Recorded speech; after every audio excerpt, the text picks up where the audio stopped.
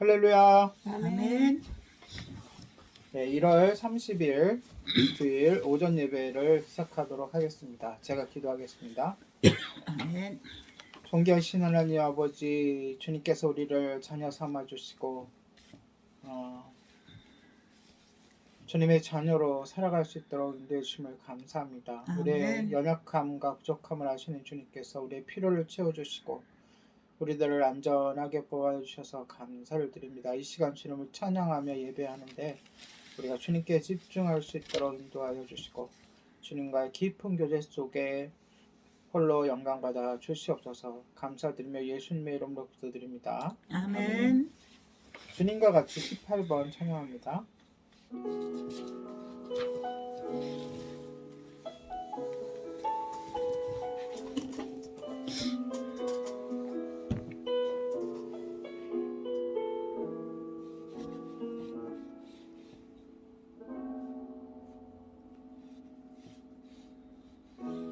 주님과 같이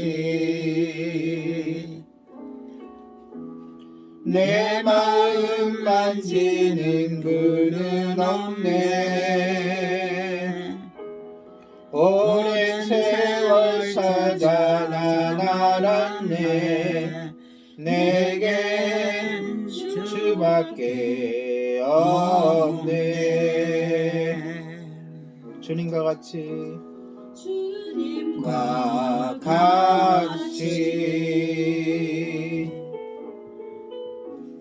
내 마음 만지는 분은 없네.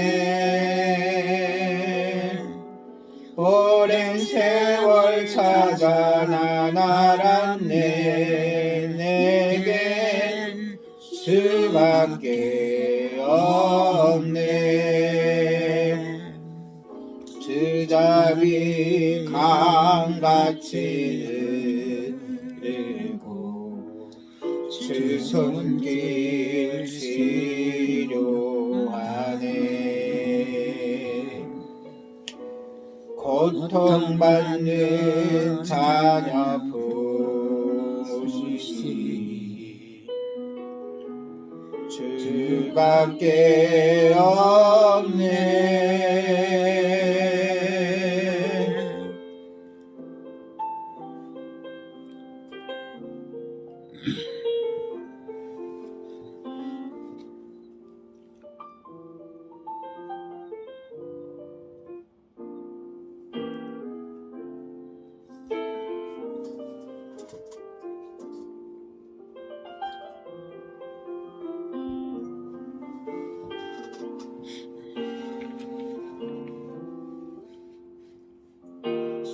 자비 강같이 흐르고 주 손길 치료하네.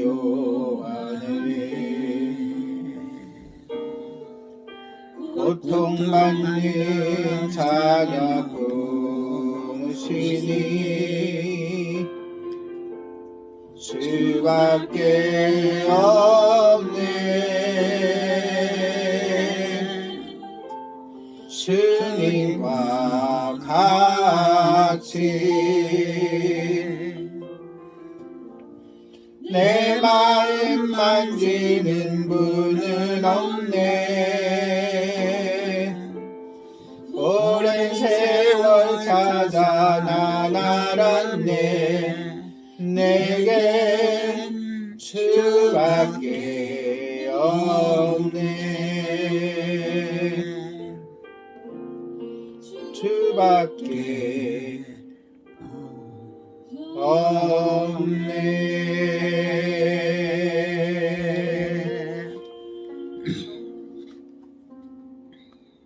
아멘.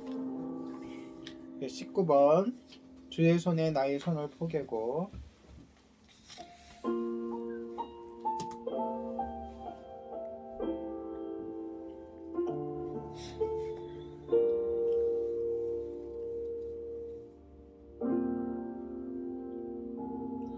주보여 날 정결케 하고 주보혈날 자유케 하네. 주 앞에 나 예배하는 이 시간 나의 모든 것을 주께 드리네. 주의 손 날 위에 지키셨고 주의 발 날 위에 박히셨으니 이제는 내가 사는 것이 아니요 오직 주를 위해 나는 것이라.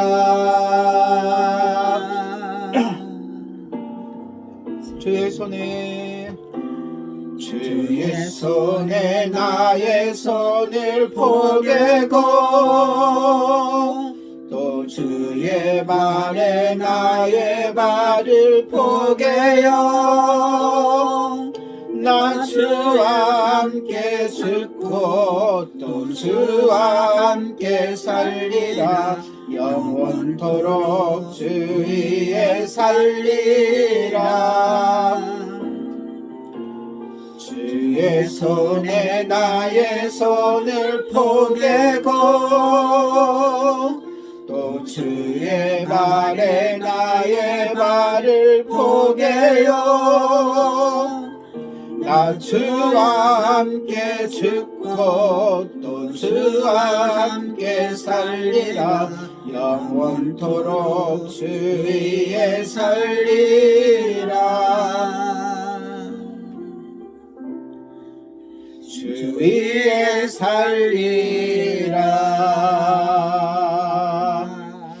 아멘. 네, 나의 가는 길 함께 찬양하고 합심 기도하겠습니다.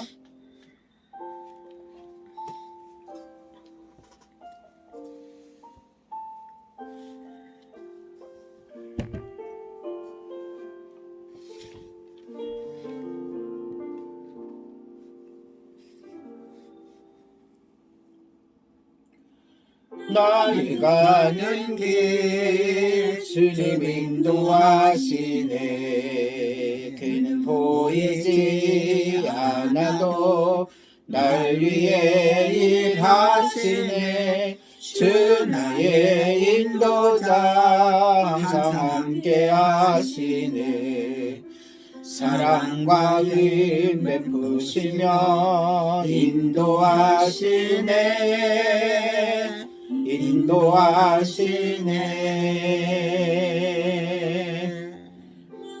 가는 길 주님 인도하시네.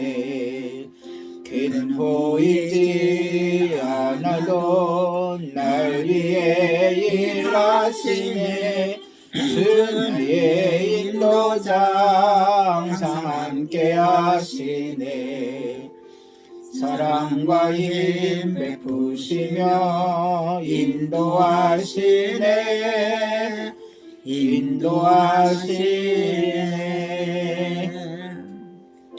광야의 길을 만드시고 날 인도해. 사막의 강 만드신 것 보라. 하늘과 땅 연에도 주의 말씀 영원히 내 삶 속에 새 일을 행하리.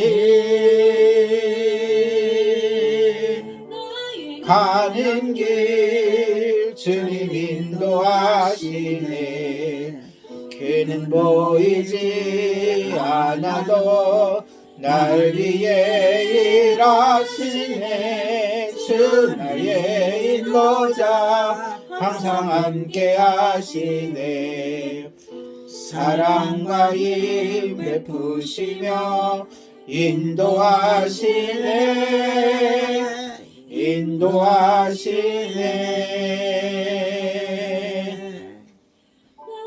가는 길 주님 인도하시네. 그는 보이지 않아도 날 위해 일하시네. 주 나의 인도자 항상 함께 하시네. 사랑과 힘 베푸시며 인도하시네.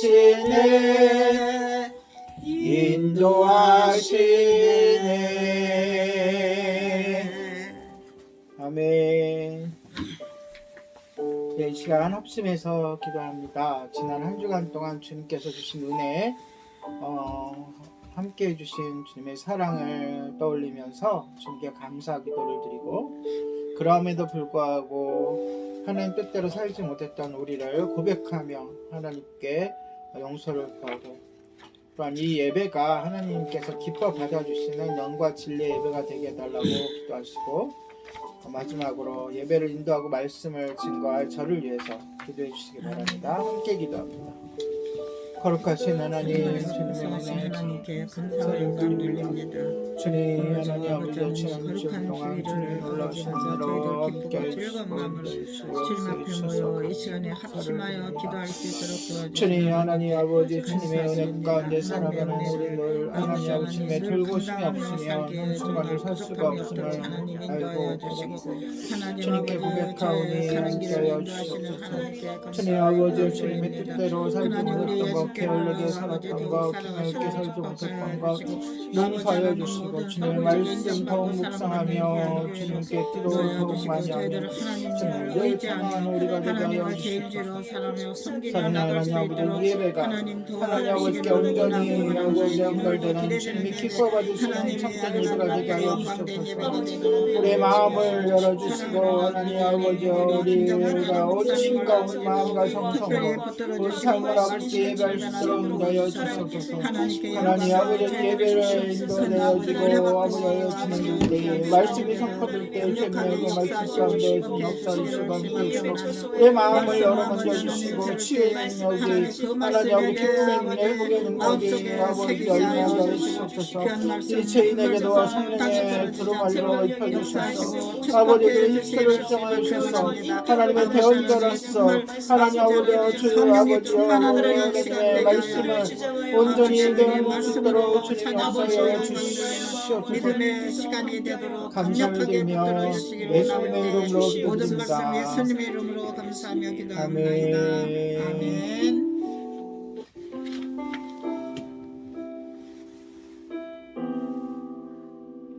주님께 찬양하며 나아갑니다.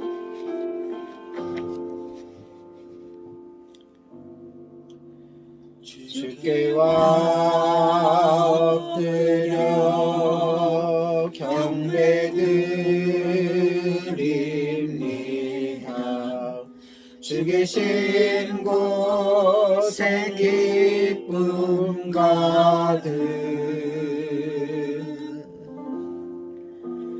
무엇과도 누구와도 바꿀 수 없네. 예배드림이 기쁨 됩니다.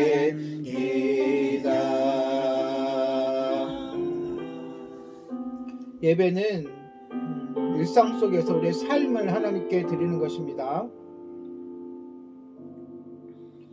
주께 엎드려 경배드립니다. 주 계신 곳에 기쁨 가득 무엇과도 누구와도 바꿀 수 없네. 예배드림이 기쁨 됩니다.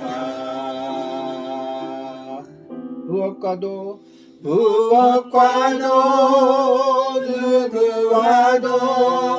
바꿀 수 없네. 예배드림이 기쁨 됩니다. 아멘. 사도신경하심으로 우리 신앙을 고백하도록 하겠습니다. 전능하사 천지를 만드신 하나님 아버지를 내가 믿사오며 그 외아들 우리 주 예수 그리스도를 믿사오니 이는 성령으로 잉태하사 동정녀 마리아에게 나시고 본저 빌라도에게 고난을 받으사 십자가에 못 박혀 죽으시고 장사한지 사흘 만에 죽은 자 가운데서 다시 살아나시며 하늘에 오르사 전능하신 하나님 우편에 앉아 계시다가 절에서 산 자와 죽은 자를 심판하러 오시리라. 성령을 믿사오며 거룩한 공예와 성도가 서로 교통하는 것과 죄를 사하여 주시는 것과 몸이 다시 사는 것을 영원히 사는 것을 믿사옵나이다. 아멘. 찬송가 새 찬송가 324장 통일 찬송가 360장 예수 나를 오라네 함께 찬양합니다. 새 찬송가 324장 통일 찬송가 360장 예수 나를 오라네 1절 2절 간주 3절 4절 찬양하겠습니다.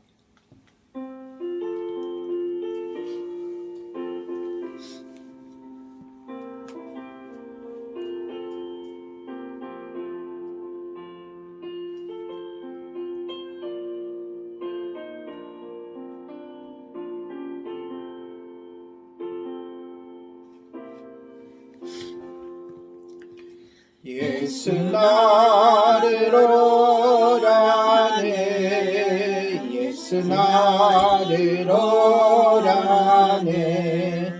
어디든지 주를 따라 주와 같이 가려네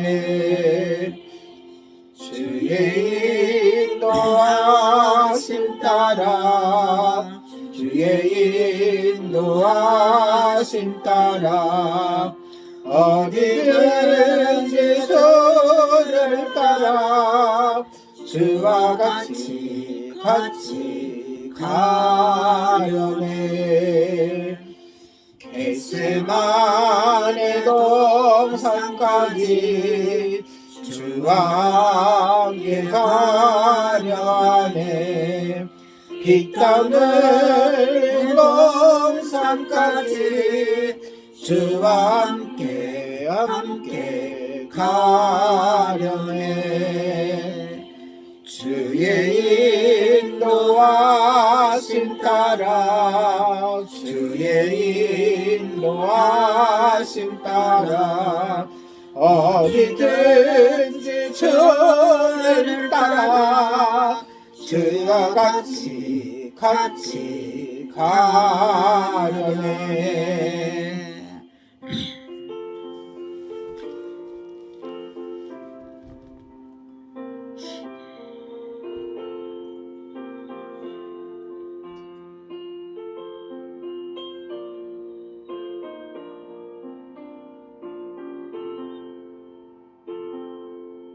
(3절입니다) 심판하실 자리까지 주와 함께 가려 하네 심판하실 자리까지 주와 함께 가려네 주의 인도하심 따라 주의 인도하심 따라 어디든지 주를 따라 주와 같이 가려네 주가 크신 은혜 내려 나를 항상 넓으시고 크신 영광 보여주며 나와 함께 가시네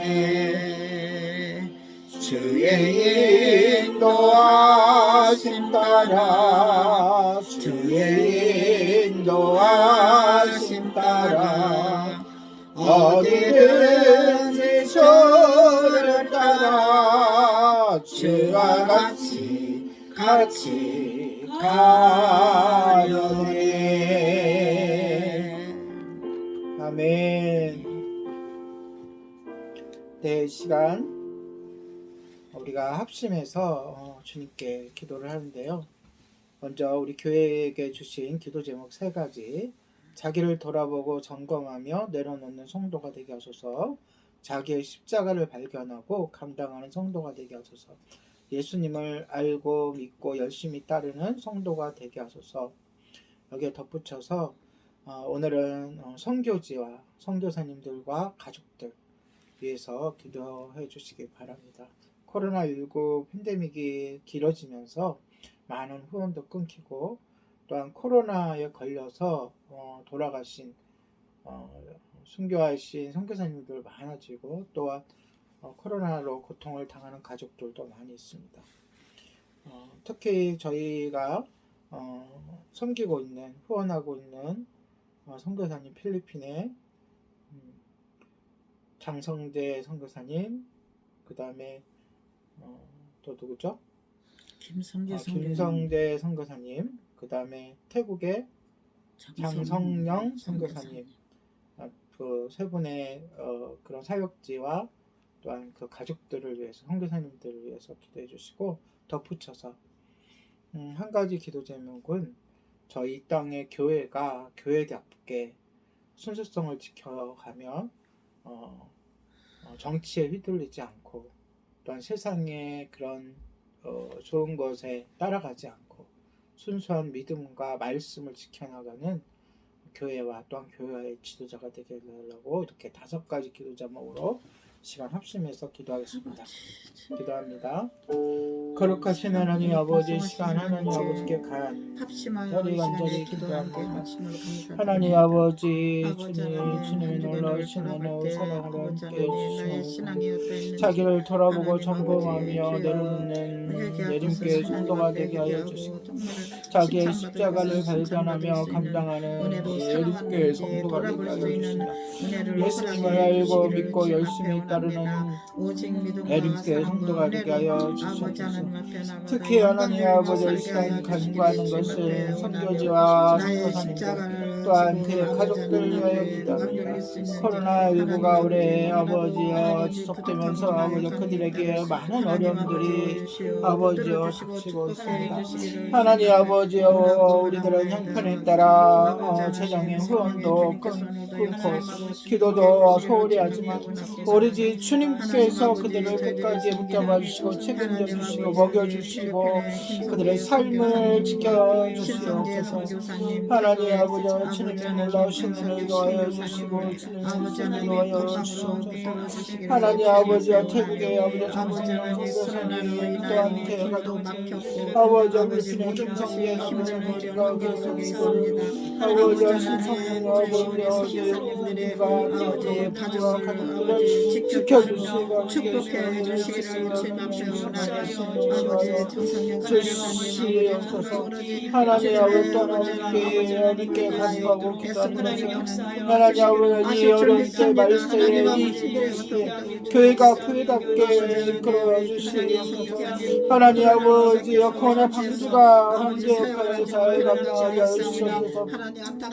세상의 사태에 흔들리지 않고 아버지 유불리를 따라 움직이지 않고 하나님 아버지 올바른 아버지여 교회의 아버지여 등불의 역할을 감당할 수 있도록 인도하여 주시옵소서. 말씀의 순수성과 아버지여 또한 그의 아버지 그리스도의 몸에 아버지여 그러한 성결을 지켜낼 수 있도록 인도하여 주시고 아버지여 정직한 아버지여 가정의 출산을 도와주시고 하나님 아버지여 주님께서 말씀하신 빛과 성금의 역할을 잘 감당할 수 있도록 주님 함께 해주시고 역사여 주시옵소서. 하나님 아버지, 은혜하여 주시옵소서. 주시옵소서. 교회가 희망이 되게 하여 주시고 교회를 통하여 하나님의 생명이 올라갈 수 있도록 함께하여 주시옵소서. 감사를 드리며 예수님의 이름으로 기도드립니다. 아버지, 거룩한 주일이 되게 하여 주시기를 예수님의 이름으로 기도합니다. 좋으신 하나님을 찬양하겠습니다.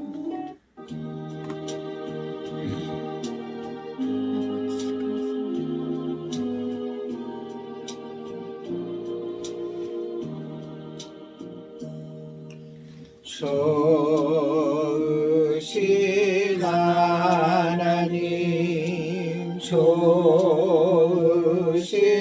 하나님 참 좋으신 나의 하나님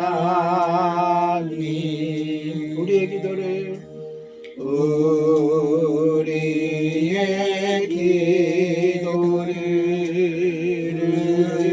응답해 주시는 참 좋으신 나의 하나님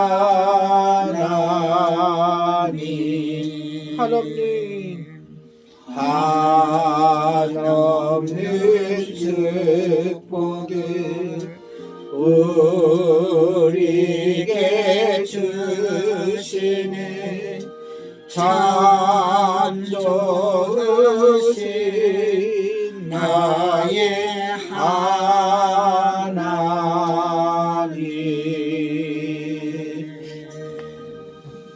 할렐루야. 아멘. 하나님 말씀 오늘 본문은 출애굽기 3장 전체입니다.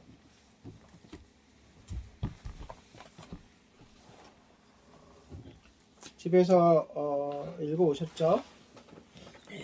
그 중에서 다 읽어오셨다고 생각하고 오늘 읽을 부분은 가장 중요한 13절, 14절 두 절만 읽도록 하겠습니다.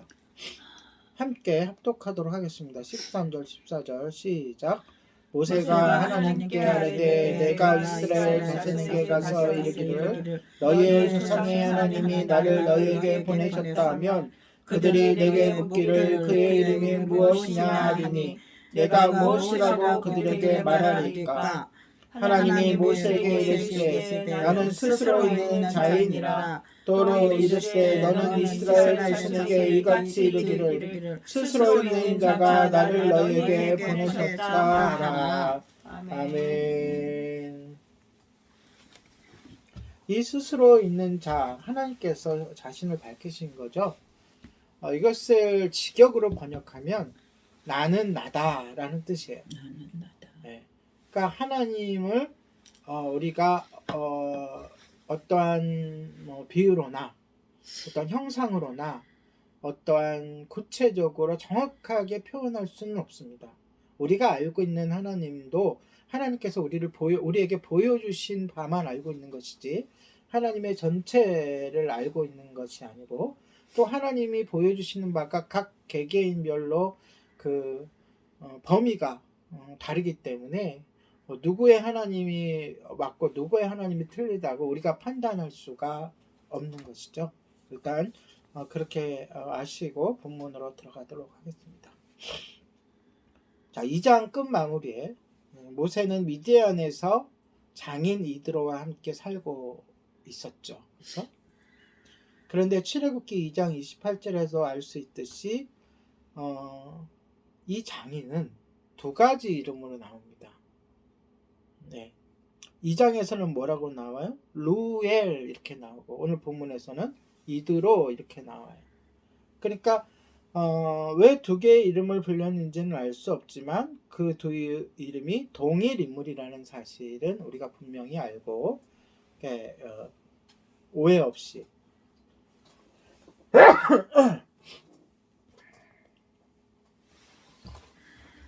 헷갈리지 않으시길 바랍니다. 모세는 본문에 보니까 장인의 양떼를 돌보고 있었어요. 자신의 양떼가 아니고 장인의 양떼. 이 양떼들은 지난주에 보니까 장인의 7딸이 키우던 그런 양떼일 거예요. 그것은 이제 남자가 든든한 남자가 왔으니까 남자한테 이제 맡겼겠죠. 그리고 몇 년이 흐르죠? 본문에는 안 나왔죠. 40년이 흐릅니다. 뭘 하면서요? 양떼를 치면서 기르면서 자신의 양떼도 아니고 장인의 양떼를 돌보면서 그 적막한 사막에서, 광야에서, 서쪽 광야라 그랬죠. 광야의 서쪽 끝. 그러니까 이스라엘 지형은 기후는 우리랑 달라서 우리나라 땅은 참 좋은 땅이에요. 곳곳에 풀이 있고 물이 있고. 근데 그곳은 그렇지가 않아요. 그래서 나무들이나 무슨 이렇게 풀들이 높이 자라는 게 없고요. 또 광야라는 곳이 특별히 있어요. 사막과 일반 옥토의 사이에 있는 거죠. 그래서 그곳은 척박한 곳입니다. 기후가 그렇기 때문에 높은 나무도 없고 풀들도 많이 자라지 않기 때문에 그 목자가 해야 될 일은 미리 양들이 이쪽에서 풀을 먹고 있으면 미리 다른 땅을 살펴가지고 이게 한없이 있는 게 아니란 말이에요. 우리 때처럼 이렇게 우리 제주도처럼 이렇게 풀어놓으면 이렇게 끝나는 게 아니에요. 먹고 있는 동안 다른 지역을 풀 있는 지역을 찾아갖고 헤매고 돌아다니다 발견하면 다시 양들을 그쪽으로 다시 모으는 일이 가장 우선되는 일이었어요. 그 일을 몇 년 동안 했다고요? 40년 동안. 네, 무슨 일이 벌어졌는지, 모세의 그런 심정은 어땠는지, 그동안 무슨 훈련을, 교육을 받았는지는 알 수는 없지만 우리가 한 가지 훈련을 받은 건 확실하죠. 뭐죠? 양을 돌보는 훈련은 한 건 확실하잖아요. 성경에는 없지만, 그렇죠? 그 정황을 봤을 때. 그런데 이게 기막히게 나중에 쓰입니다. 네, 일단 그거 차치하고요. 오늘 본문을 다시 돌아와서. 그런데 당시 애굽 사람들은, 이제 앞으로 상대해야 될 애굽 사람들은 이 양치기를 멸시했어요. 그러니까 하등, 낮은 직업이라고 생각했어요. 우리가 그것을 어디서 알 수 있냐면은 창세기 46장에 보면 요셉이 그 가족들을 애굽으로 데려오죠. 네, 그때에 그 가족들이 도착했을 때 요셉은 애굽 사람들이 모두 양치기를 멸시한다라고 말해요. 제가 한번 읽어드릴게요. 창세기 46장 33절 34절인데 바로가 당신들을 불러서, 다시 말해서 그 아버지와 그 형제들을 불러서 너희의 직업이 무엇이냐 묻거든 당신들은 이르기를 주의 종들은 어렸을 때부터 지금까지 목축을 하는 자들이온데 우리와 우리 손조가 다 그러하니이다 하소서 라고 이제 이야기를 하는 거예요. 바울에게 가면 그 얘기를 하라는 뜻은 뭐냐면 애굽 사람들은 다 목축을 가진 여기나니 당신들이 고센 땅에 살게 되리다. 이게 무슨 뜻이에요? 목축을 하는 사람들, 양떼나 가축을 기른 사람들을 가까이 하지 않는다는 거예요. 같이 섞여 살고 싶어 하지 않는다는 거예요. 그렇기 때문에 고센 땅이라는 땅을 줘갖고 거기에 모여 살게 할 것이다. 그러니까 계획적으로 가서 말할 때 우리는 목축을 하는 사람이다 이렇게 얘기하라고 미리 지시를 하는 거예요. 요셉이. 그렇듯이 애굽 사람들은 양치기를 멸시했습니다.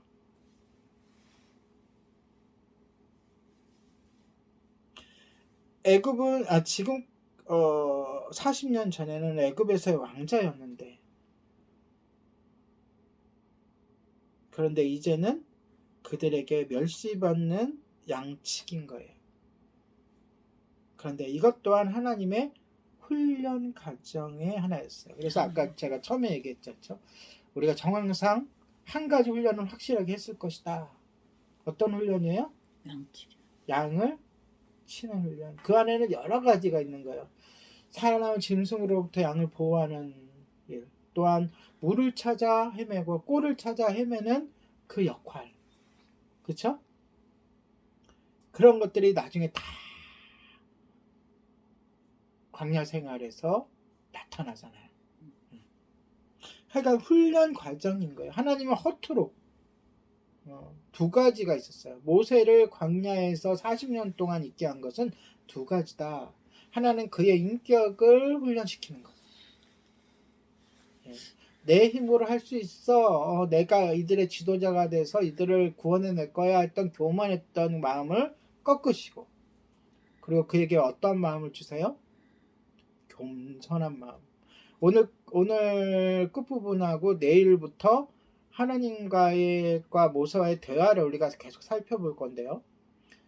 그 속에서 하나님 나중에 너무 그러니까 화를 내시지만 모세가 얼마나 자신이 하잘것없고 부족하고 연약한 존재인지를 인식하고 있었다는 것을 우리는 알 수 있어요. 그래서 근본적으로 그에게는 뭐가 훈련되고 있어요? 겸손이. 그리고 두 번째 훈련은 뭐냐? 실제적인 훈련인 거죠. 아까도 얘기했지만 양을 치는. 그래서 양을 치듯이 자신의 민족을 이끌고 보살피고 그들을 이끌어내는, 또한 광야 생활 40년 동안, 참 희한하죠? 모세가 광야 생활 혼자 쓸쓸히 40년 동안 있었던 것과 이스라엘의 그 60만 대군과 함께 40년 동안 광야 생활을 했다는 것이 마치 데칼코마니 마냥 이렇게 맞닿아 있다는 거예요. 예, 그러니까 다 의미가 있다는 거죠. 그렇죠? 예, 후에 그 40년도 의미가 있을 뿐만이 아니라 이 앞에 성경에는 나와 있지가 않아. 말 그대로 그 40년의 세월은, 홀로 있었던 외로웠던 40년의 세월은 2장에서 3장으로 넘어가면서 단 한마디도 나와 있지가 않아요. 어떠한 에피소드도 없어요. 근데 없었겠어요? 사람이 사는데? 그쵸? 이런 일도 있었고 저런 일도 있었겠지만 성경은 뭐라 그랬어요? 그것을 다 기록하는 책이 아니라 우리 인간이 어떻게 하면 구원을 얻고 하나님의 백성이 되고 천국에 가느냐를 기록한 책이 성경이라고 했기 때문에 아멘. 그런 이야기들은 싹 빠져 있는 거예요. 그래서 우리 또한 하나님께 사용받기 위해서는 좀 더 겸손해질 필요가 있어요. 아멘. 모세는 40년 동안 겸손을 훈련했어요. 우리도 이 겸손을 훈련하는 게 제일 힘든 거예요, 사실. 예, 어떠한 인격 중에 이 겸손을 훈련하는 인격, 그 훈련이 제일 힘들고 제일 오래 걸려요. 그것을 우리도 깨닫고 우리도 금방 변하지 않았다고 해서 실망하지 말고, 하나님의 말씀에 순종하면서 나의 상황 속에서 낙담이나 좌절하지 말고, 외롭다고 너무 슬퍼하지 말고, 이 모든 과정이 하나님이 우리를 만지시고 만들어가는 과정이라고 소망을 가지고 사시기 바랍니다. 아멘. 어느 날 모세가 아까 얘기했죠? 광야 서쪽으로 점점 양을 치다가 서쪽으로 간 거죠. 광야 서쪽으로 장인의 양떼를 몰고 가다가 하나님의 산 어디? 호렙에 도착합니다. 호렙. 그런데 주석학자들에 의해서는 이 호렙이 나중에 하나님이 모세와 자주 이야기를 나누셨고 십계명도 주셨고 율법도 주셨던 신의 산이 아니었는가라고 이렇게 이야기하는 학자들도 있어요. 그렇지만 정확하지는 않아요. 그러나 우리가 정확하게 알 수 있었던 것은 양떼를 이끌고 간 모세가 여호와 하나님을 만나게 된 곳은 광야의 맨 서쪽. 그러니까 광야의 맨 서쪽이라는 지리상을 머릿속에 생각해 보세요. 광야가 어디와 어디 사이라 그랬어요? 사막과 사람이 사는 곳 사이라 그랬잖아요. 그렇죠? 그러니까 광야의 서쪽으로 가니까 뭐가 있어요? 사막이 있는 거예요. 그러면 이도로의 지역은 어디 있다는 거예요? 이집트의 동쪽에 있다는 거예요.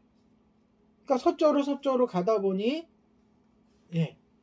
뭐가 있어요? 광야 끝이 나오고, 그 다음에 사막이 나오고, 그 다음에 그걸 건너가면 뭐가 나와요? 바로 왕이 사는 애굽이 나오는 거예요. 그렇게 지리를 머릿속으로 생각해 두시면 됩니다. 그러니까 반대로 애굽에서 탈출해서 나오면서 하나님의 산 호렙산, 다 신의 산으로 거치고 반대로 가서 거기서 하나님께 계시를 받고 그 민족이 군대화식으로 정립이 되고 그 다음에 가나안 땅으로 가게 되는 거죠. 그러니까 남동쪽에, 애굽의 남동쪽에 그 미디안이 있다, 이렇게 생각하시면 돼요. 자, 신의 산이라고 불리는, 다시 말해서 정확하게 본문에서는 호렙산에 도착을 했는데,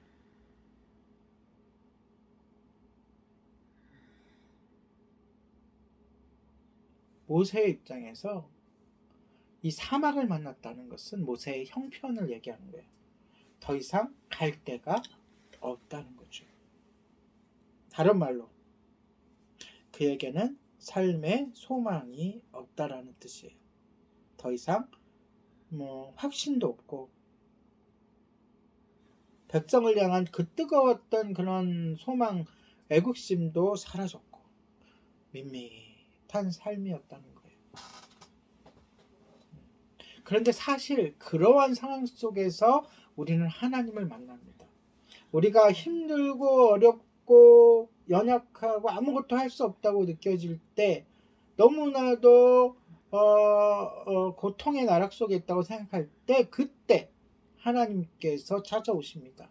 하나님께서 만나주시죠. 이 모세도 마찬가지였어요. 2절에 보면 떨기나무에서 불꽃이 있는 것을 보았어요. 근데 불꽃이 활활 타오름에도 불구하고 그 떨기나무는 어떻게 됐어요? 타버렸어요? 타지 않았어요. 자, 여기서 이 떨기나무라 그래서 우리가 오해하지 말아야 될 게, 우리 한국에 있는 그 높은 나무를 얘기하는 게 아니에요. 그냥 가시떨기, 가시텀불이라고 생각하면 돼요. 예. 무슨 이제 상화나 그림 같은 데 보면 무슨 큰 나무에 불이 확 붙어 있고 그런 건데요. 분명히 앞에 뭐라 그랬어요? 여기가 어디라고요? 사막이다. 예, 그런 나무가 있을 리가 없고, 번역에 의해서는 이렇게 떨기나무라고 번역됐지만, 또 정확한 번역에 의해서는 그 가시덤불이다. 또 하여간 나무는 나무긴 한데, 그래서 이상하게 생각한 모세가 가까이 가서 이게 도대체 어떤 일인지, 어떻게 된 것인지 살펴보려고 했을 때, 순간 떨기나무에서 나는 어떤 목소리가 들립니다. 더 놀라운 일이 벌어지는 것이죠. 그 목소리는 분명 모세의 이름을 부르고 있었어요. 4절에 보니까 어떻게 불렀어요? 모세야. 한 번 불렀어요? 2번. 모세야. 정확하게 모세의 이름을 알고 부르는 거예요. 하나님은 우리를 알고 주목하고 계십니다. 아멘.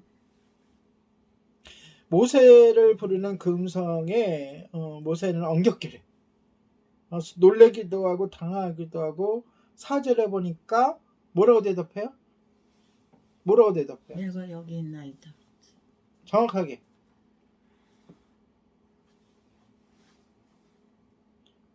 4절 한번 읽어볼까요? 4절.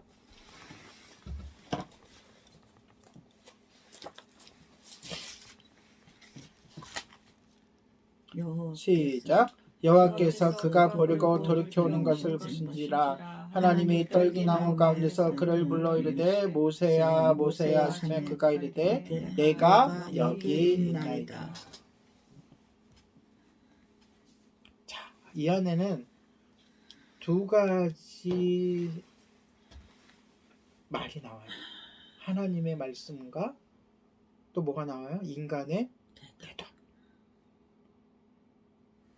이 짧은 말씀 속에 모든 신앙이 다 담겨 있어요. 모세가 뭐라고 대답해요? 내가 여기 있나이다. 요 내가 여기 있나이다라는 이 말 속에는 우리의 신앙이 고백이 담겨 있는 거예요. 그가 알던 모르던, 인식하고 얘기했던, 놀라서 얘기했던 간에 이 내가 여기 있나이다 라고 하는 이 문구는 하나님이 에레미야를 부르실 때도, 이사야를 부르실 때도, 또한 많은 주님의 종들을 부르셨을 때 부르심에 대한 올바른 대답이에요. 올바른 자세인 거예요. 올바른 결론인 거예요. 우리도 주님이 우리를 부르실 때 우리도 이렇게 대답해야 돼요. 어떻게 대답해야 돼요? 내가 여기 있나이다. 이 말뜻에서는 내가 여기 있으니까 말씀하십시오. 또 명하십시오. 내가 다 행하겠나이다. 지금 모세는 정황상 그걸 다 인식하고 다 믿음으로 대답한 게 아니에요. 그냥 얼떨결에 달기나무에서 그 누군가가 막 나귀를 부리니까 자기 일단 느낌상으로 대단한 어떤 존재인 거 아니에요. 하나님이 이제부터 하나하나를 풀어가십니다. 이제. 이렇게 큰 전제를 다 한 다음에 하나하나를 풀어가세요.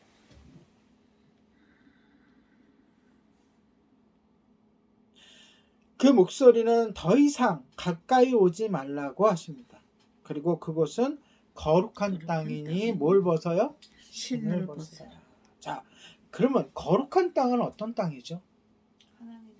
그렇죠. 하나님이 임재하신 곳은 다 거룩한 땅인 거예요. 하나님께서 계신 곳. 이 자리에 비록 저희가 제 가정에서 예배를 드리고 있지만 이 가정에서는 먹기도 하고 잠도 자고 또 뭐 영화도 보고 다 우리의 일상을 하지만 하나님이 이곳에 계시면 이곳이 어떠한 곳이에요? 거룩한 곳이에요. 또 신을 벗는 것은 앞에 있는 대상에 대한 존경의 표시로 당시 문화적인 관습이었어요. 그러면 예수님이 얘기하는 것은 거룩한 땅이니 갖고 오지 말고 신을 벗으라는 것은 나한테 예의를 갖추라. 나에게 존경을 표시해라.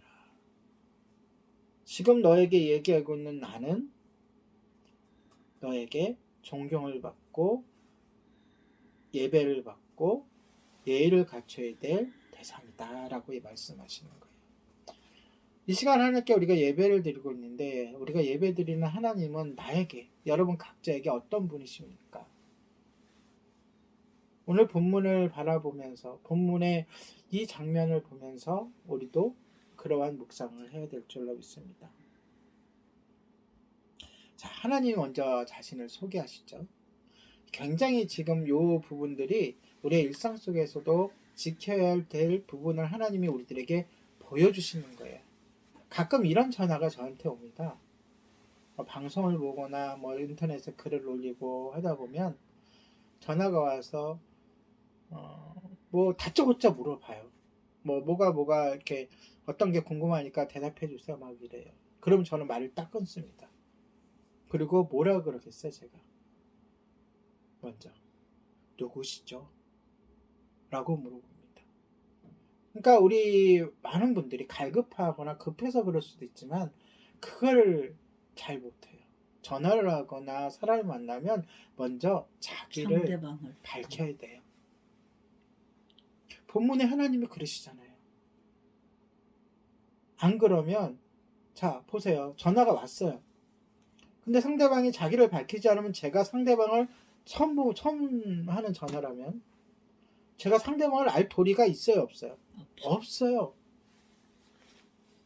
마찬가지로 하나님이 우리들에게 자신을 밝혀주시지 않으면 우리는 하나님에 대해서 전혀 알 수가 없습니다.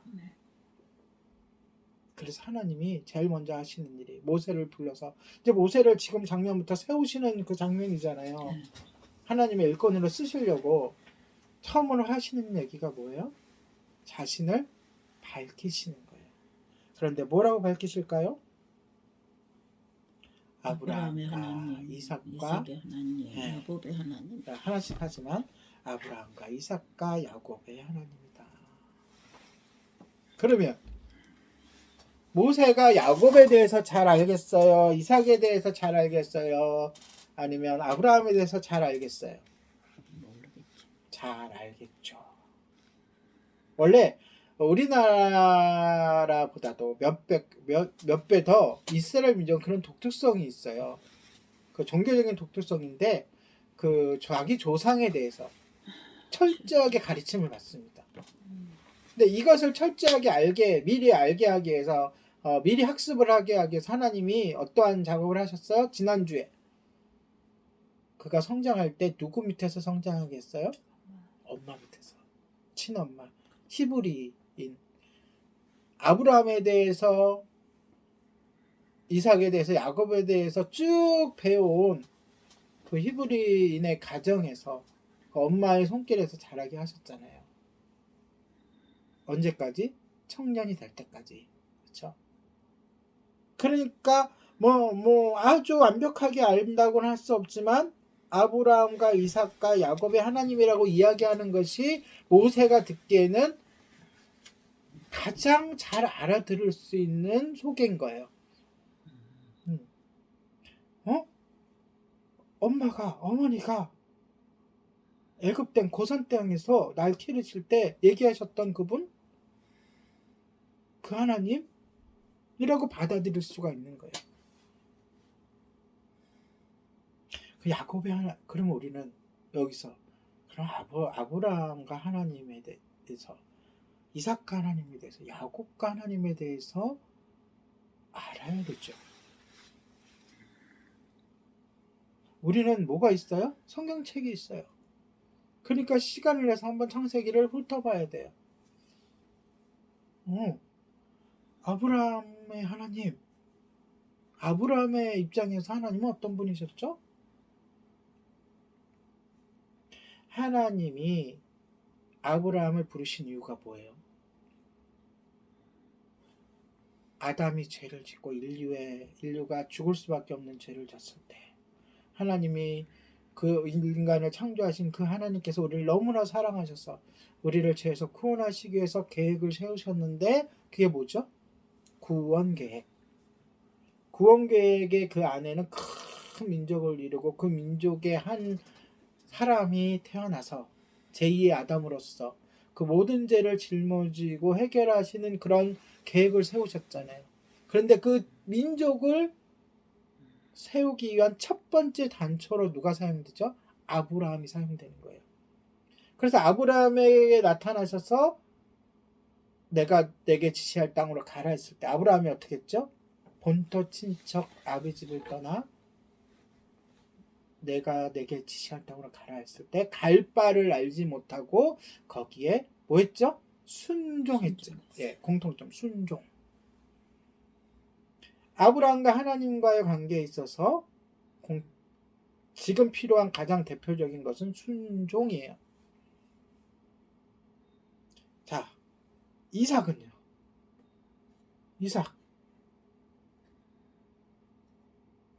이삭은 어땠어요? 이삭은 이름 자체가 웃음, 즉 평화라는 뜻이에요. 이삭의 아내를 맞이하는 과정에서 그 아내를 데리러 갔던 그 종 있죠, 늙은 종. 뭐 했어요? 아브라함의 말에 순종해서. 자, 야곱을 보세요. 제가 이제 간략하게 축약해서 순종이라는 주제로 지금 축약을 해놓은 거예요. 더 많은 것들이 있지만 야곱은 어땠어요? 순종하는 사람이 있어, 불순종하는 사람이었어요.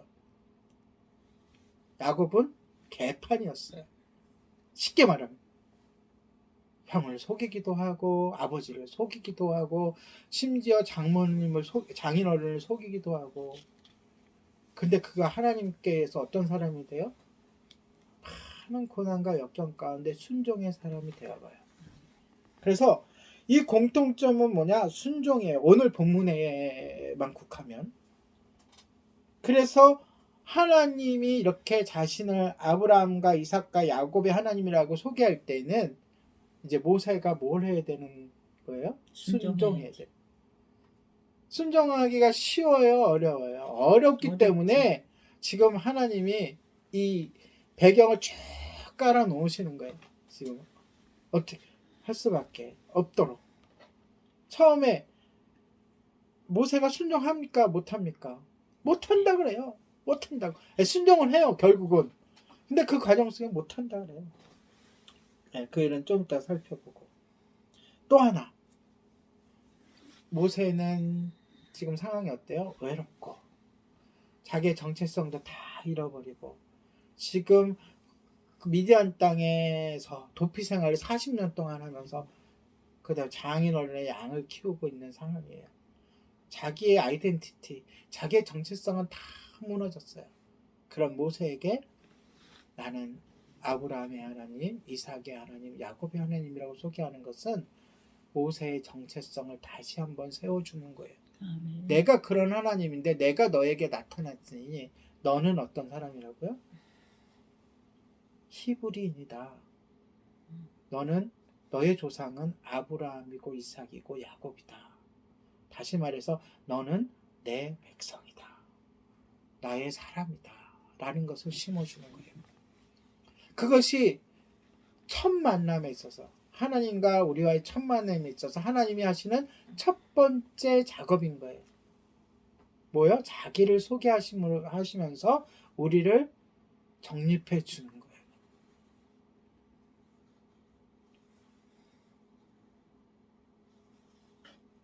그래서 모세의 혈통 관계를 이야기하시면서 그의 그런 정체성을 다시 한번 세워주는 것입니다.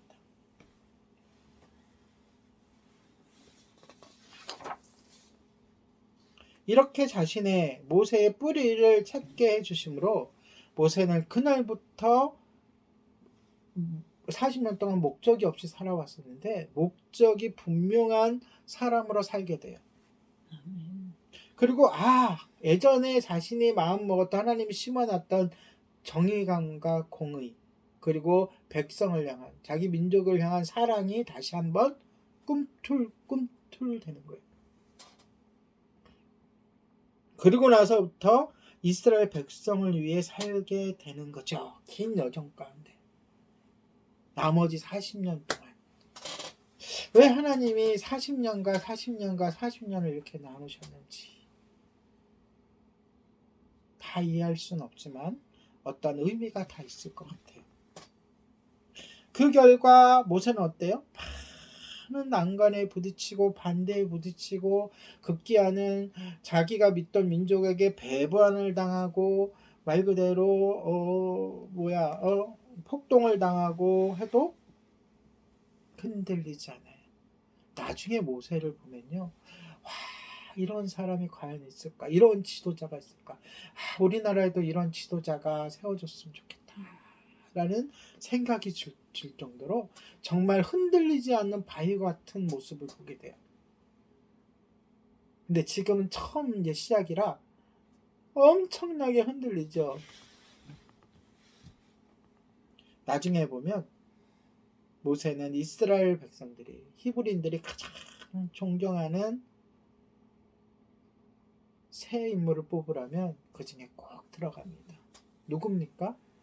바로 아브라함 그리고 모세 그리고 누구예요? 다윗. 한 명 더 뽑자면 선지자 중에 대표라고 뽑자면 엘리야를 뽑을 수 있겠죠.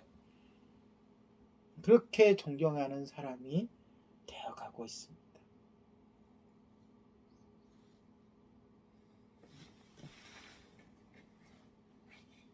자, 여기서 또 한 가지 주제를 더 살펴볼게요. 하나님께서 모세를 만났을 때에 어떤 모습으로 만났다고요? 우리가 하나님 모습을 볼 수가 없어요. 어떤 하나님이 내려주시는 어떤 현상을 통해서 하나님을 발견할 수가 있죠. 어떻게 했다고요? 가시나무에 떨기나무에 활활 타오르는 불로 나타내셨어요. 여기는 두 가지의 중요한 의미가 있습니다. 첫째는 하나님의 불 하면 하나님의 거룩과 심판을 의미합니다. 거룩하심과 심판. 거룩하다는 말은 뭐에 대비되는 거죠? 죄에 대비되는 거예요. 죄가 있으면 거룩할 수가 없잖아요. 그렇죠? 하나님은 그러함으로 이 죄를 불태우시는 분입니다. 그리고 이 죄가 불태워지고 해결돼야만 이 성경의 목적, 하나님의 이 구원 사역의 최종 목적이 이루어질 거 아니에요. 그리고 두 번째, 이 떨기나무는 평범하고 흔한 것입니다. 그 광야에 보면 이 떨기나무는 흔하게 발견이 되는 거예요. 그리고 연약한 거예요. 삐쩍 말라 있어요. 많은 면에서 모세는 떨기나무와 같은 존재였어요. 그 당시에는. 아까도 얘기했지만 애굽의 왕자였지만 미디안에서 그런 단순한 양치기로 40년 동안을 살게 되는 거였어요. 그런데 하나님의 이렇게 보여주시는 이 의미는 이제는 모세를 통해 떨기나무 같은 모세에 뭐가 붙었죠? 하나님의 영이, 하나님의 능력이, 하나님의 그 권능이 붙게 된다는 거예요. 그러므로 이 모세가 떨기나무처럼 자신을 희생하여 자신을 불태워 하나님의 뜻을 이루어가는 그 미래를 보여주셨다라고 생각하면 돼요. 아멘. 하나님의 힘과 권능이 이제 평범한 사람에게 임하게 되면 그는 하나님의 손에 이끌린 채 그의 목적을 성취하게 되는 거죠. 모세가 이제 그러한 인물이 되는 거예요. 지금 모세의 이야기, 출애굽기 이야기의 초반부예요. 아직 시작도 안 한 거거든요. 그런데 그 장면에서 하나님께서 모세에게 또한 현재 이 말씀을 나누고 있는 우리들에게 그 전체를 보여주고 계신 거예요.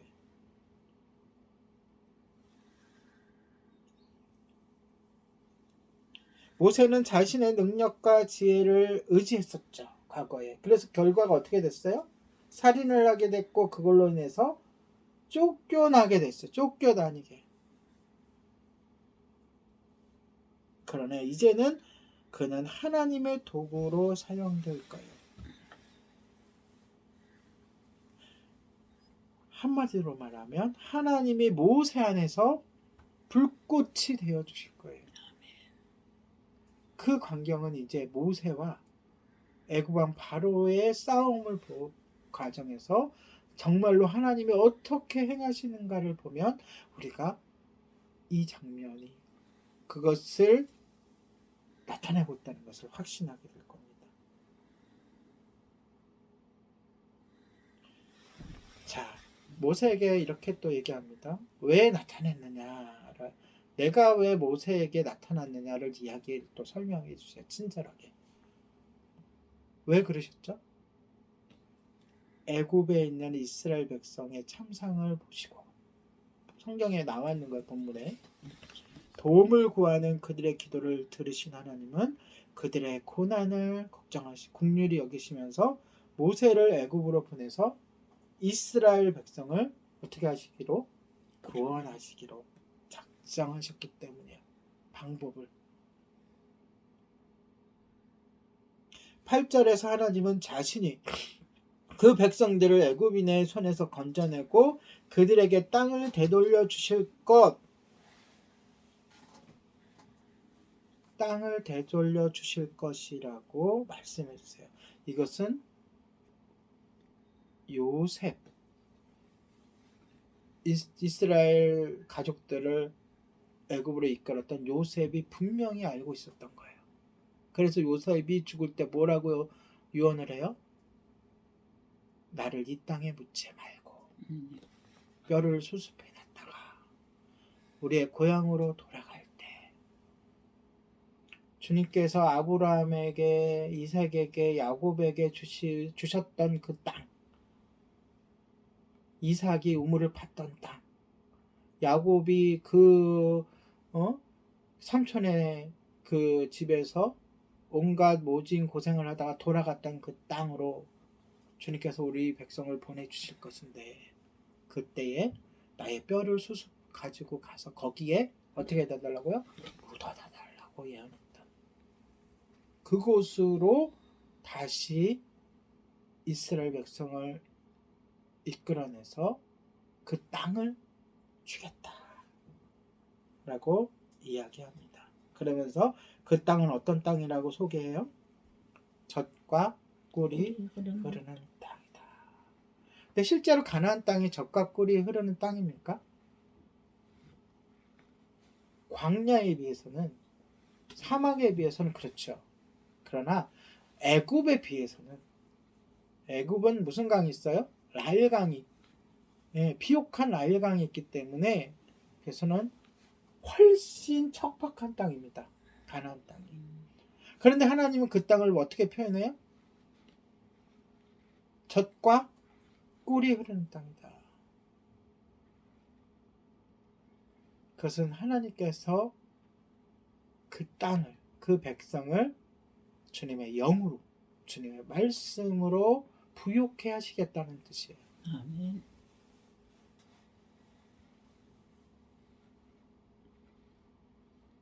그래서 그 땅은 적과 꿀이 흐르는 땅인데 그 당시에는 누가 거기에 살고 있어요?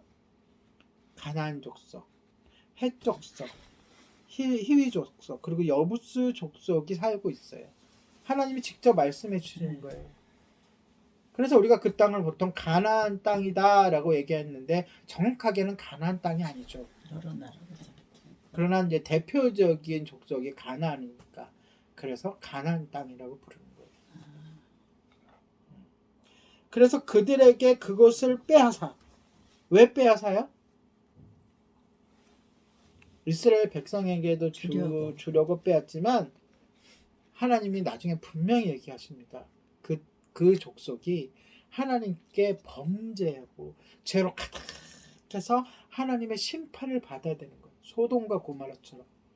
그런데 그 도구가 이스라엘 백성이 쓰여지는 것이고 그래서 그들을 어떻게 하라 그래요? 진멸하고 하시는 것이고 그러니까 그들이 멸망한 이유는 이스라엘 백성에게 주기 위해서 그럼 이기적인 하나님이잖아요.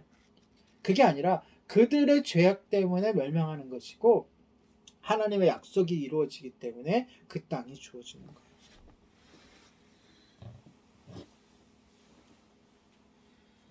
자, 이번에는 그렇게 말씀하시는 하나님의 말씀에 대해 모세가 어떻게 대답했습니까? 이제 이때부터 밀당이 이제 시작이 됩니다. 11절 보면 내가 누구이기에 중요해요. 누구이기에 바로에게 가며 이스라엘 자손을 애굽에서 인도해야 되니까. 여기서 누구이기에 이 말에 우리 깊은 의미가 있는 거예요.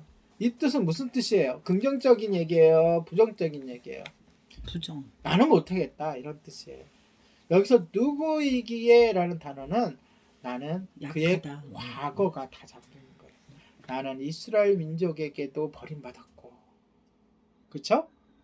애굽 사람들에게도 수배를 받아서 쫓겨난 판인데 그리고 나는 이렇게 양을 치면서 늙어갔는데 80세 늙어가서 이제는 그냥 양치기밖에 안 되는 내가 어떻게 그 일을 할 수가 있습니까?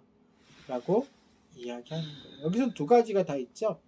자신에 대한 겸손함과 또한 하나님에 대한 무지가 있는 거예요.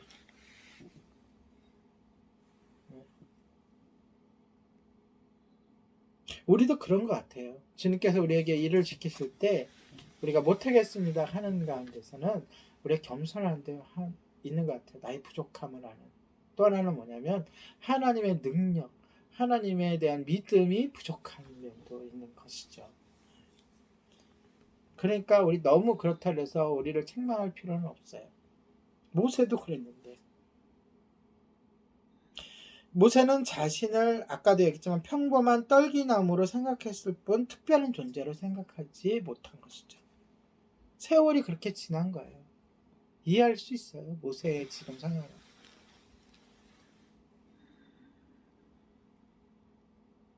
그는 여전히 자기 자신만을 보고 있었고 또한 자신이 배워야 될 것, 갖춰야 될 게 많았던 자이고요.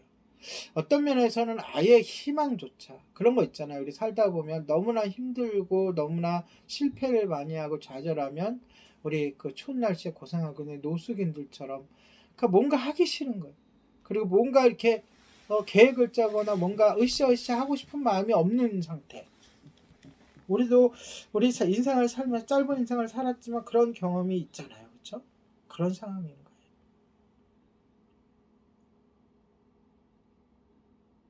우리도 쉽게 이와 비슷한 방식으로 우리 자신을 바라보곤 하죠. 나 자신과 나의 연약함을 바라보고 능력과 경험이 부족한 나의 모습을 바라봅니다.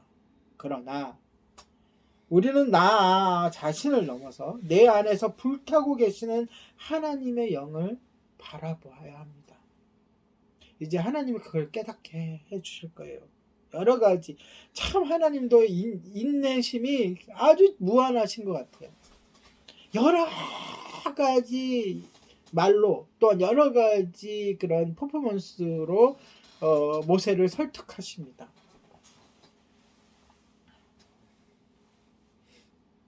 13절 한번 보세요.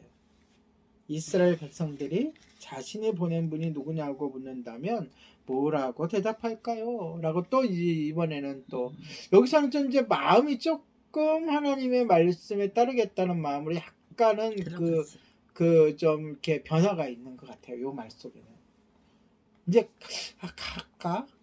이제 갈까 정도의 마음이 있는 거예요. 그러면서 가면은 당장 부딪히게 될 일, 누가 당신을 보냈어? 라는 질문이겠죠. 그렇죠? 거기에 뭐라고 대답합니까? 그러자 하나님은 뭐라고 자신을 소개해요? 나는 스스로 있는 자니라. 아까 스스로 있는 자니라를 직역하면 뭐라고요? 나는 나다. 나는 나다. 우리는 나죠. 나는 나예요. 그런데 용감하게 선뜻 사람들 앞에서 나는 나다라고 자신 있게 말할 수 있는 사람은 특히 드물어요. 나는 나다라는 표현은 굉장한 자신감과 그냥 자신감이 아니라 허풍이 아니라 그 안에 전지전능함과 무소부재 모든 일을 할 수 있는 자격을 갖춘 자만이 할 수 있는 말이에요. 하나님만이 할 수 있는 말이에요. 이 스스로 있는 자라는 뜻은. 이 세상에 스스로 있는 존재가 있어요, 없어요? 없어요. 없죠. 하나님이죠. 유일하게 하나님만이 스스로 계신 거예요.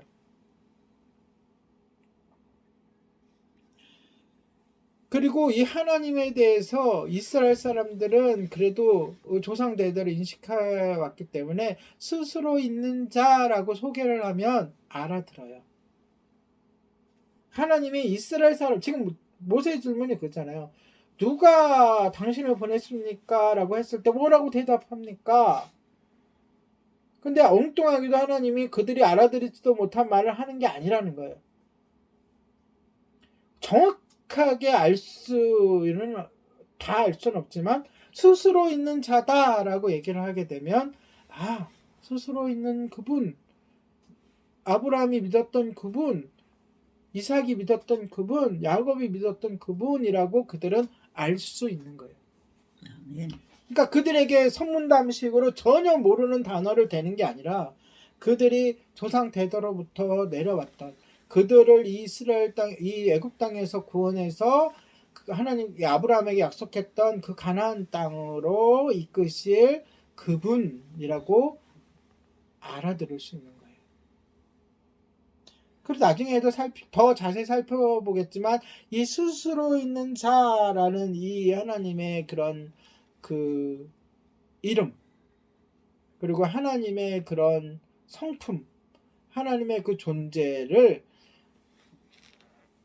애굽 왕 바로와의 싸우는 과정 그 다음에 이스라엘 백성들이 광야 생활하는 과정 속에서 계속해서 경험하고 실제로 이제 여태까지는 어렴풋이 조상 대대로 알아왔던 거지만 실제로 경험하고 부딪혀가며 하나님을 배우게 됩니다. 아멘.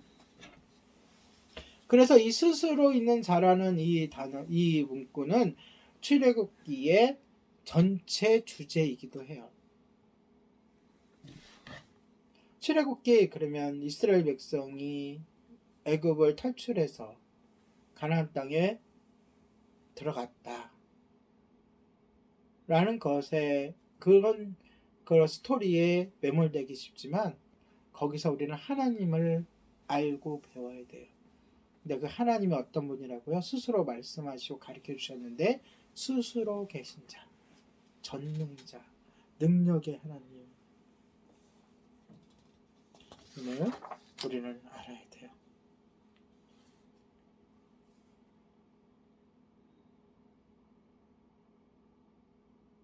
여러분, 말씀을 정리할까 합니다. 하나님이 모세에게 명령하신 이 일은 결코 쉬운 일이 아니죠. 아멘. 모세 입장에서는 일단 겁부터 났을 것 같아요. 자신의 실패가 있잖아. 그리고 자신은 늙었잖아, 이제. 80의 노인이란 말이죠. 근데 하나님이 시키시려고 하는 것은 어마어마한 일이에요. 제가 다 생략했지만은 하나님이 구체적으로 다 말씀하셨거든요. 장로들과 가서 바로 왕 앞에 가가지고 그 제사들을 하나님께 제사들을 하니까 허락해 주십시오라고 얘기하라고까지 명령해 주셨고 아주 구체적으로 초반부터 얘기해 주시는데 그런 일들이 모두 바울 입장에서는 감당하기 힘든 일이에요. 모세 입장에서는. 예, 맞습니다. 모세가 생각했듯이 인간의 힘으로 또한 인간의 지혜로는 불가능한 일이죠.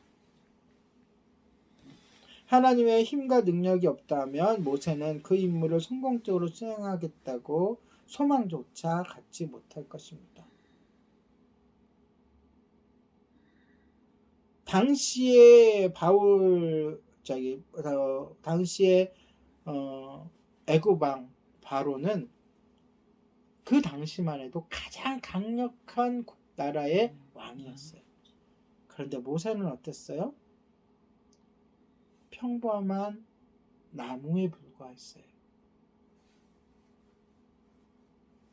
그러나 그 평범한 나무는 하나님의 불꽃으로 가득 차서 이제 곧 하나님의 힘과 권능으로 위대한 일들이 일어날 것이고 하나님의 백성들은 자유를 얻게 될 것입니다.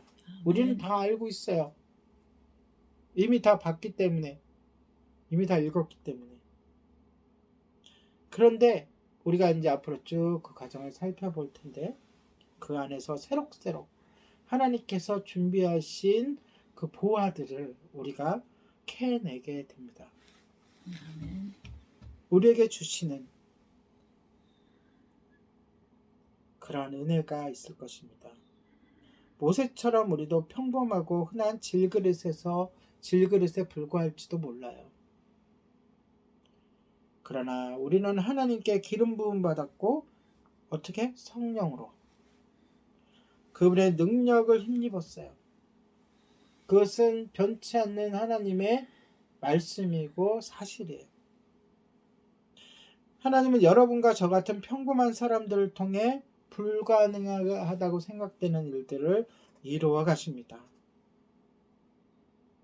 따라서 하나님을 믿고 뭐하는 마음이 우리들에게 있어야 돼요? 순종하는 마음이 있어야 돼요. 아멘. 모세는 그 40년 동안이나 긴 시간 동안 순종을 배웠어요. 우리도 그 순종을 배워가고 순종을 이루어가는 우리가 되기를 소망합니다. 오늘 본문을 나누면서 우리는 3가지를 마음에 새겨야 돼요. 첫째, 모세는 광야에서 어떻게 순종의 마음, 겸손의 마음을 배웠을까? 하나님이 우리를 겸손하게 하시는 상황에 처하게 하실 때 우리는 어떻게 대응하고 어떻게 살아야 할 것인가? 둘째, 하나님은 불타는 떨기나무 속에서 모세에게 모습을 드러내셨다고 했잖아요. 그렇죠? 이 불타는 떨기나무는 무엇을 상징한다고 그랬어요? 떨기나무는 바로 연약한 우리를 얘기한다고 그랬죠.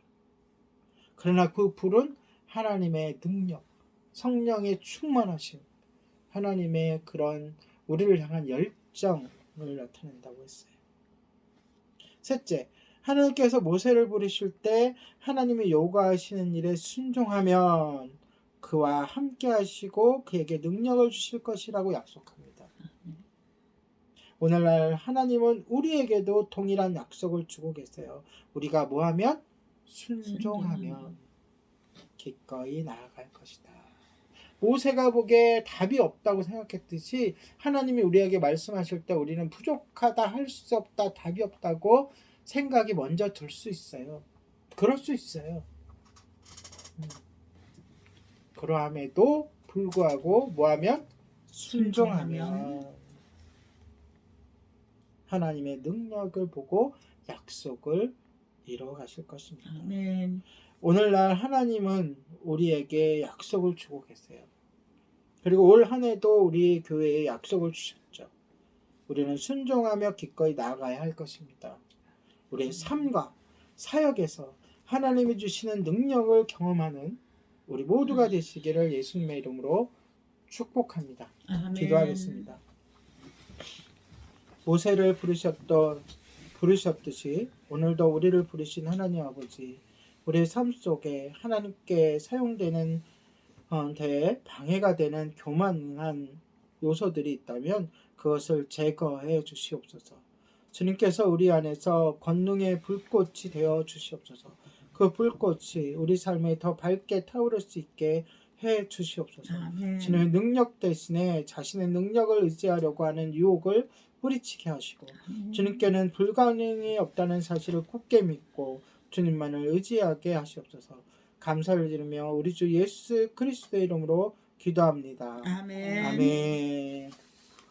오늘 주신 말씀을 가지고 그 말씀을 생각하며 주님만이 이 찬양 17번입니다. 우리 안에 뜨거운 불꽃으로 살아계신 주님을 우리가 순종으로 따르기를 소망하며 찬양하도록 하겠습니다. 좀 켜주세요.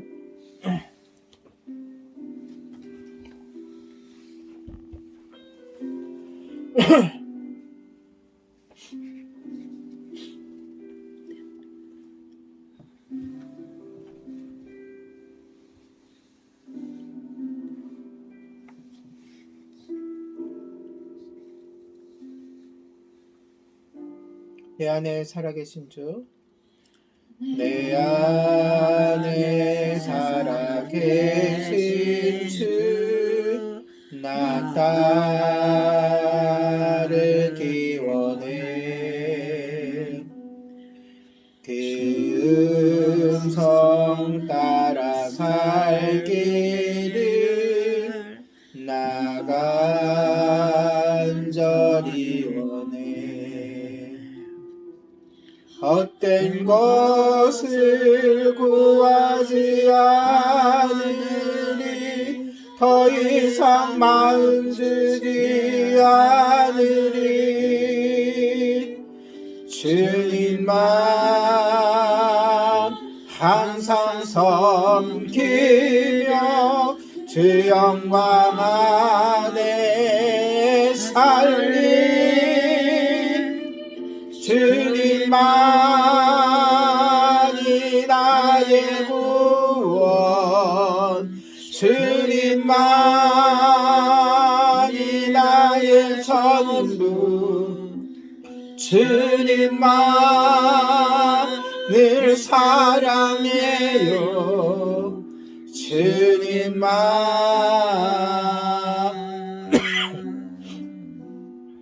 내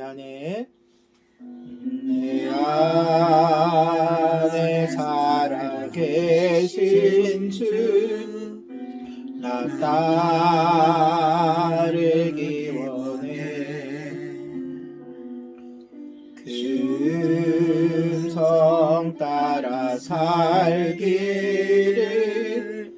나 간절히 원해. 헛된 것을 구하지 않으니, 더 이상 마음 주지 않으니. 주님만 항상 섬기며 그 영광 안에 살리려. 아멘. 주님만이 나의 구원, 주님만이 나의 전부, 주님만을 사랑해요. 주님만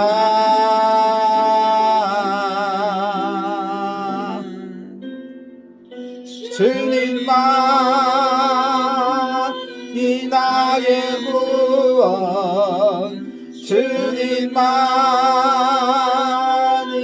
나의 선물 주님만을 사랑해요 주님만